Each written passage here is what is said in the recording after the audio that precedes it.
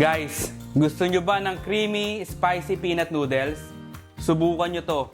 Less than 15 minutes lang, luto na. Grabe, ang sarap.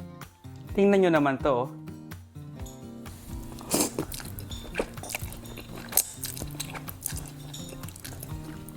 Po, grabe, ang sarap.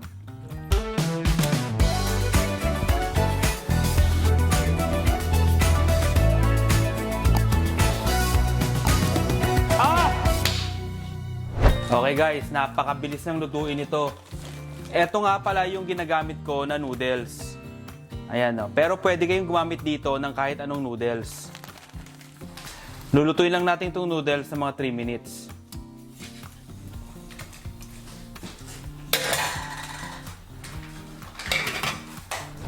Okay guys, after 3 minutes, pwede na to. I-rinse ko lang to sa cold water para matigil yung pagluto niya. Hindi siya malamog. Okay guys, magpainit muna tayo ng mantika habang piniprep natin yung ibang mga ingredients. Okay guys, ayusin na natin tong ibang mga ingredients. Ito nga pala yung gamit ko na peanut butter. Pero pwede kayong gumamit dito ng kahit anong peanut butter na gusto nyo.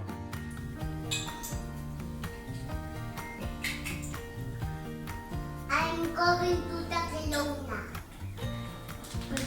Lagyan nyo ng spring onion, chili flakes,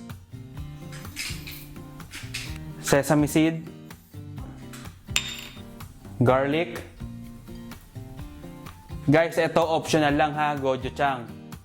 Kung gusto niyo ng chili garlic or chili oil, pwede naman. Konting honey,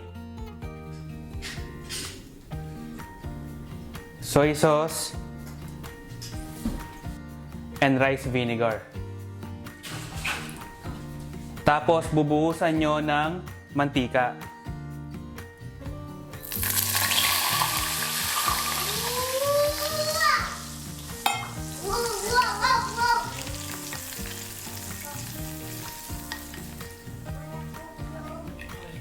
Yan.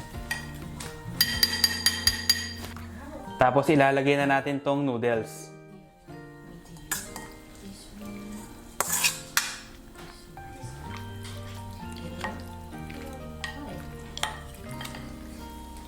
Ito, mamaya ko sasakay yan.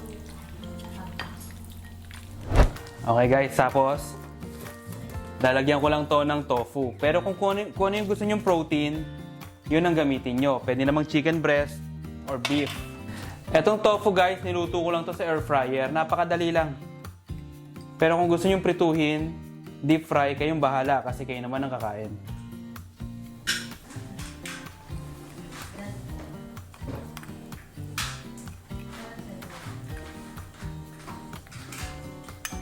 Ayos. That's it.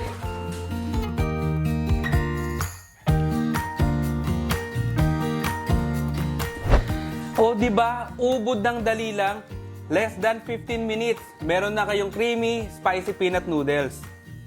Ang sarap nito guys, perfect merienda. Tingnan nyo naman to oh.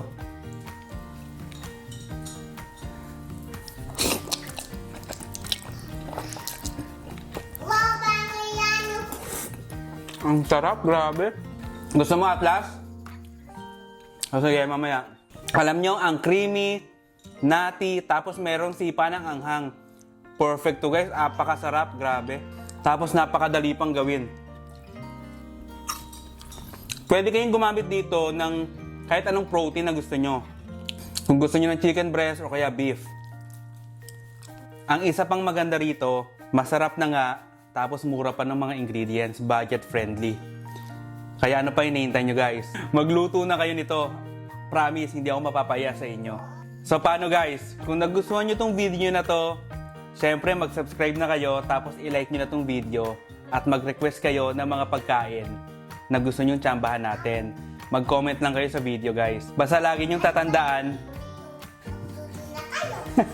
basta lagi nyong tatandaan guys na ang luto mas sumasarap yan kapag pa-tsamba-tsamba lang. O paano? Kita-kita tayo next week. Oh, Atlas, ito na sa'yo, oh. Sa'yo na to.